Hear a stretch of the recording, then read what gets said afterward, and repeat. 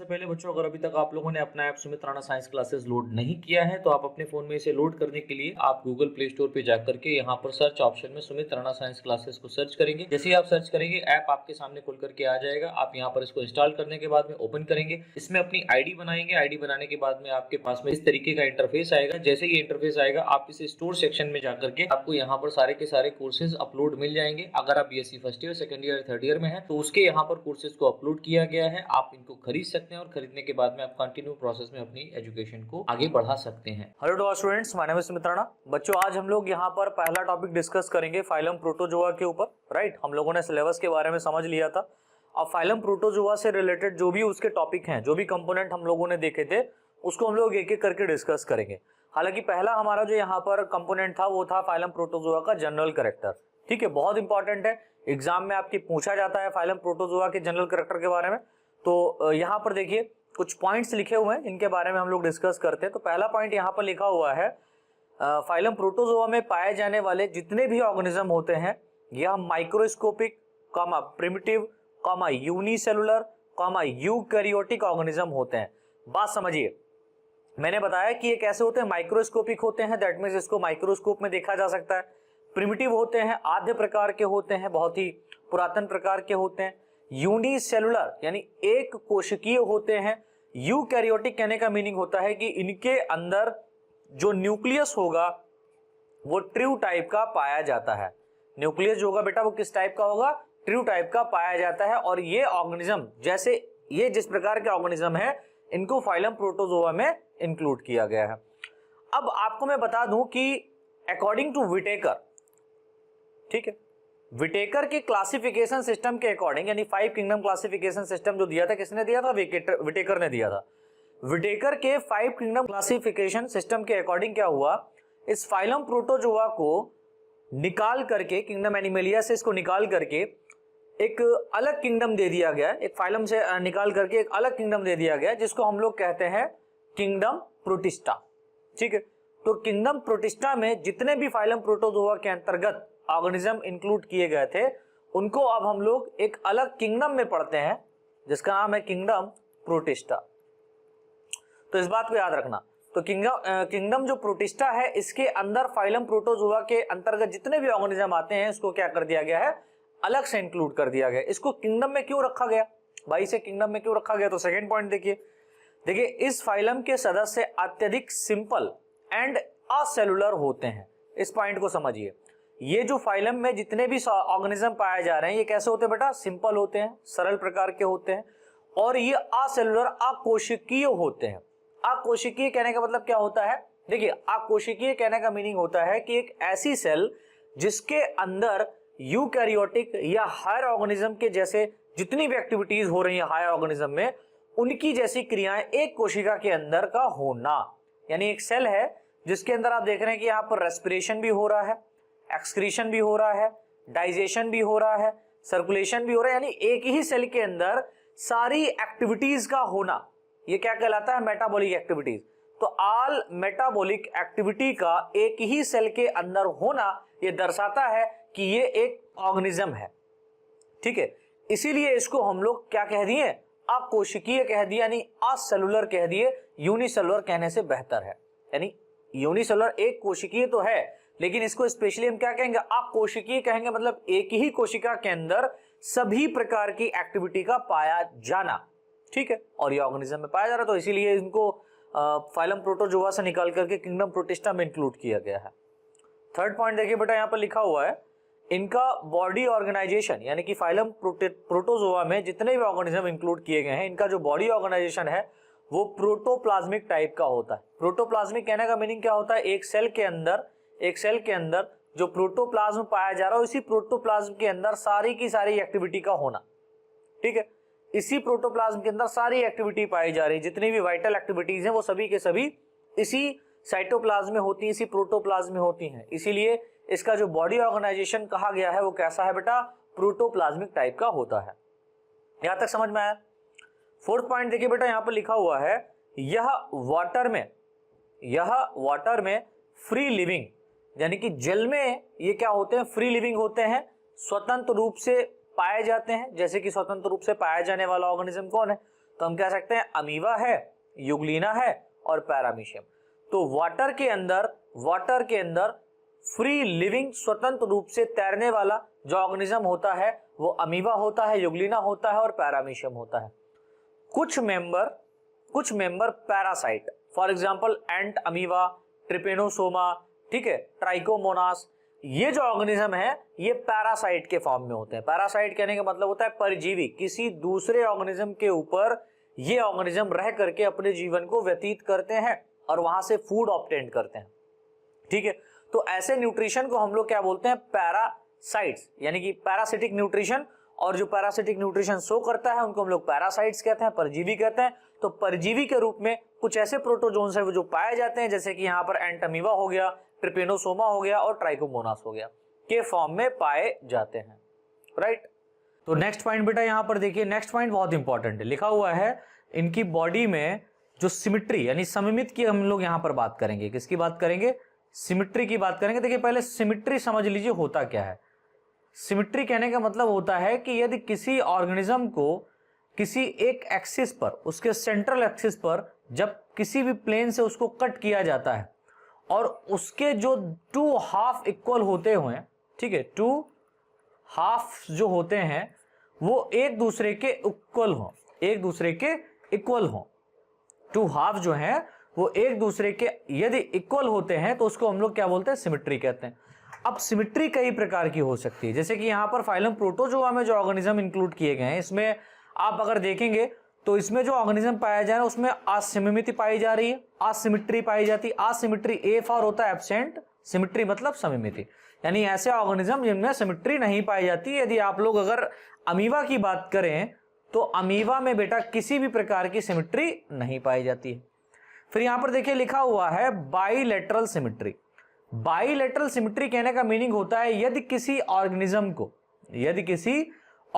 को उसके एक्सिस पर या उसके सेंट्रल एक्सिस पर किसी भी प्लेन से कट किया जाए, उसके सेंट्रल एक्सिस पर किसी भी प्लेन से कट किया जाए और उसके जितने भी हाफ हैं वो एक दूसरे के कैसे हो बेटा, इक्वली मिरर इमेजेस को शो करते हो, उसको हम लोग बाइलेटरल सिमिट्री कहते हैं।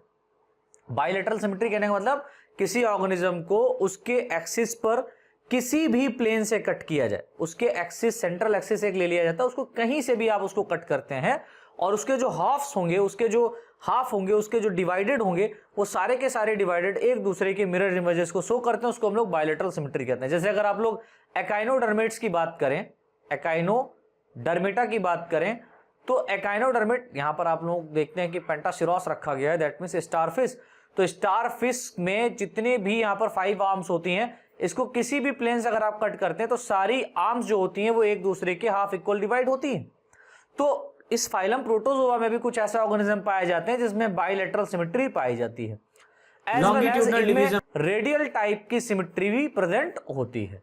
यानी कि रेडियल सिमिट्री कहने का मीनिंग क्या होता है, रेडियल सिमिट्री बेटा कहने का मीनिंग होता है यदि किसी ऑर्गेनिज्म को उसके सेंट्रल एक्सिस से कट किया जाए और एक ही सेंट्रल एक्सिस यहां पर होगा, एक ही सेंट्रल एक्सिस से कट किया जाए और दोनों हाफ जो डिवाइड होंगे वो एक दूसरे के मिरर इमेजेस को शो करते हो, मिरर इमेजेस को शो करते हो, एक दूसरे के आइडेंटिकल हो, ऐसी सिमिट्री को हम लोग क्या बोलते हैं, रेडियल टाइप ऑफ सिमिट्री। जैसे कि अगर हम लोग यूग्लिना की बात करें तो यूग्लिना के अंदर टाइप ऑफ डिवीजन होता है लाइक इस तरीके से, और इसको अगर आप इस एक्सिस से डिवाइड करते हैं तो इसका एक ये हाफ और इसका एक ये half, right and left half, right और लेफ्ट हाफ एक दूसरे के क्या है बेटा, मिरर इमेजेस को शो कर रहे हैं। यहां तक समझ में आया सभी को। अगला पॉइंट देखिए यहां पर लिखा हुआ है इन सदस्यों के एनिमल में, यानी कि ये जो मेंबर यहां पर इंक्लूड किए गए, जो ऑर्गेनिज्म इंक्लूड किए गए, उनमें लोकोमोशन जो होता है वो स्यूडोपोडिया के द्वारा पाया जा सकता है। ये बहुत इंपॉर्टेंट पॉइंट है।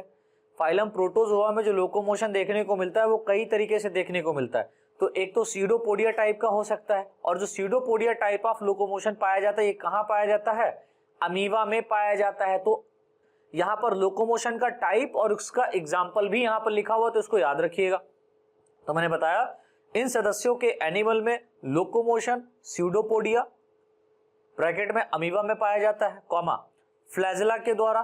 तो फ्लैजेला के द्वारा जो लोकोमोशन होता है वो कहाँ होता है? युग्लिना के अंदर होता है। सीलिया के द्वारा कहाँ होता है? पैरामीशियम में होता है। और कुछ जंतुओं में लोकोमोशन एब्सेंट होता है। तो किसमें लोकोमोशन एब्सेंट होता है? तो फाइलम प्रोटोजोआ का जब हम लोग क्लासिफिकेशन देखेंगे तो इसमें एक क्लास रखी गई जिसका नाम है स्पोरोजोआ। तो स्पोरोजोआ क्लास में जितने भी ऑर्गेनिज्म इंक्लूड किए गए हैं उनमें जो लोकोमोशन होता है बेटा वो लोकोमोशन एब्सेंट होता है, इस बात को याद रखिएगा। ठीक है, आगे देखें। चलिए तो हम लोग यहां पर इसके आगे देख लेते हैं। तो आगे यहां पर जो पॉइंट इंक्लूड किया गया है, अगला पॉइंट देखिए लिखा हुआ है, इन एनिमल्स में न्यूट्रिशन की क्रिया हेट्रोट्रॉफिक टाइप की होती है। हेट्रोट्रॉफिक कहने का मतलब विषम प्रकार से, यानी कि या तो होलोजोइक टाइप का होगा या हेलोफिटिक टाइप का होगा।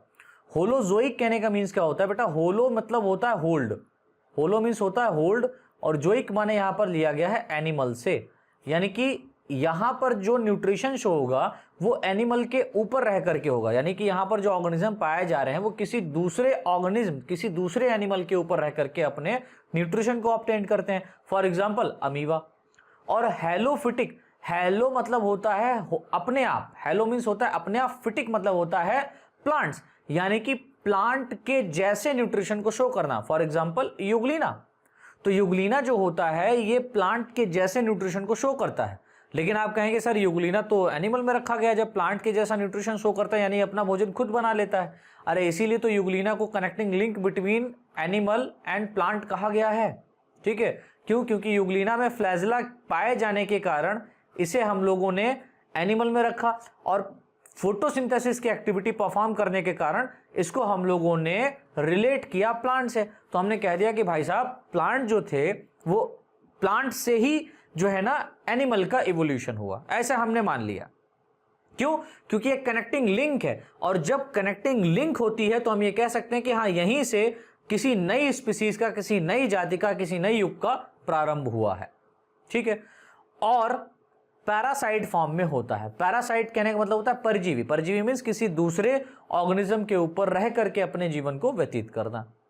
ठीक है, नेक्स्ट पॉइंट देखिए, यहां पर लिखा हुआ है इन एनिमल्स में डाइजेशन की क्रिया इंट्रासेलुलर, इंट्रासेलुलर कहने का मतलब होता है कोशिका के अंदर इसको डाइजेस्ट किया जाएगा, इंट्रासेलुलर एंड फूड वैक्यूल के फॉर्म में होती है। यानी कि इनके अंदर जो डाइजेशन हो रहा है वो इंट्रासेलुलर फूड वैक्यूल के फॉर्म में हो रहा है।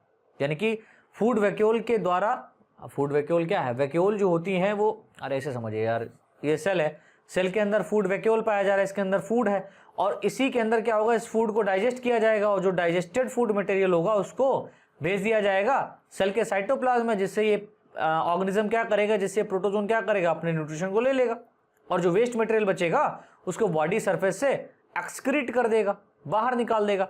तो यही कहा गया कि इन एनिमल्स में डाइजेशन की जो क्रिया हो रही है वो इंट्रासेलुलर हो रही, पहली बात, कोशिका के अंदर ही फूड को डाइजेस्ट किया जा रहा है, और फूड वैक्यूल के रूप में हो रही है। फूड वैक्यूल्स यहां पर बनते हैं बहुत सारे, यानी फूड जो होता है वो स्टोर्ड करके एक वैक्यूल का फॉर्मेशन कर दे रहे हैं यहां पर, राइट।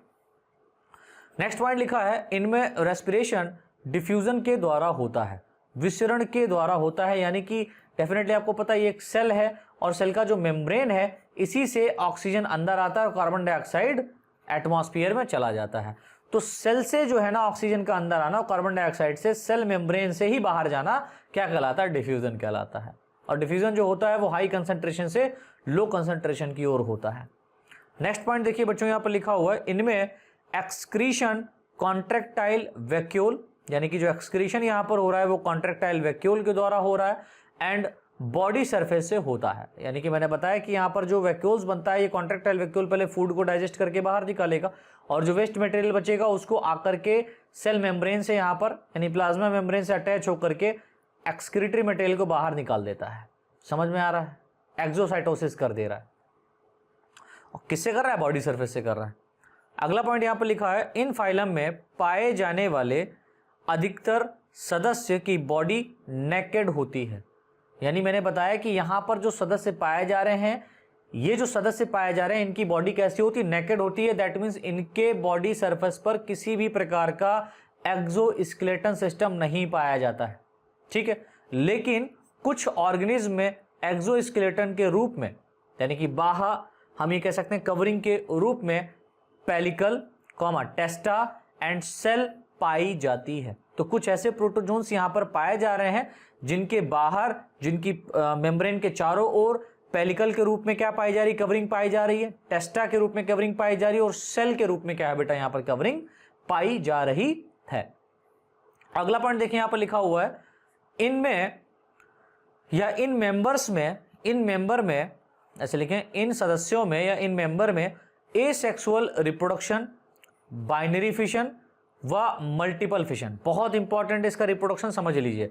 मैंने कहा एसेक्सुअल रिप्रोडक्शन, बाइनरी फिशन व मल्टीपल फिशन के द्वारा होता है, यानी कि अगर इन सदस्यों में एसेक्सुअल रिप्रोडक्शन, हम ये कह सकते हैं अलैंगिक जनन जो हो रहा है वो बाइनरी फिशन के द्वारा हो रहा है और मल्टीपल फिशन के द्वारा है, ठीक है, होता है। तथा सेक्सुअल रिप्रोडक्शन, अगर हम लोग लैंगिक जनन की बात करें तो सामान्यतः कॉन्जुगेशन प्रोसेस के द्वारा होता है, यानी कि यहां पर दो सेल्स आपस में मीट करके सेक्सुअल रिप्रोडक्शन को परफॉर्म करेंगी। तो सेक्सुअल रिप्रोडक्शन जो बेटा हो रहा है वो सामान्यतः किससे हो रहा है, कॉन्जुगेशन के द्वारा होता है। अगला पॉइंट देखिए यहां पर लिखा हुआ है, इस फाइलम में पाए जाने वाले सदस्यों में रीजनरेशन की पावर अधिक रूप से पाई जाती है, यानी कि इस फाइलम में जितने भी सदस्य पाए जा रहे हैं, अगर उनकी सेल कहीं से डैमेज होती है तो वो डैमेज सेल ऑटोमेटिक क्या होती है, सही हो जाती है, परफॉर्म हो जाती है, या जैसे ही डैमेज होती है क्या करता है, रिप्रोडक्शन करा देती है, जिससे एक पेरेंट सेल से दो सेल का फॉर्मेशन हो जाता है। इतना समझ में आया? चलिए अब इसके क्लासिफिकेशन ऑफ फाइलम प्रोटोजोआ के बारे में हम लोग डिस्कस करेंगे, और जो क्लासिफिकेशन ऑफ फाइलम प्रोटोजोआ है इसको हम लोग नेक्स्ट लेक्चर में डिस्कस करेंगे, क्योंकि ये काफी ब्रॉड है, बड़ा है, इंपॉर्टेंट भी है। देन यहां पर जो हम लोग क्लासिफिकेशन सिस्टम देखेंगे ये थोड़ा सा ब्रॉड होगा, लेकिन इसके बाद में ये ब्रॉड क्लासिफिकेशन सिस्टम खत्म होने के बाद में हम लोग यहां पर लोकोमोशन के बेसिस पर भी फाइलम प्रोटोजोआ का क्लासिफिकेशन सिस्टम देखेंगे। वो थोड़ा सा सरल है, इंपॉर्टेंट है और अच्छा भी है, ठीक है, वो उससे रिलेटेड ऑब्जेक्टिव क्वेश्चन बनते हैं। तो क्लासिफिकेशन का जो हमारा लेक्चर रहेगा वो नेक्स्ट वीडियो के अंतर्गत रहेगा। Thanks a lot.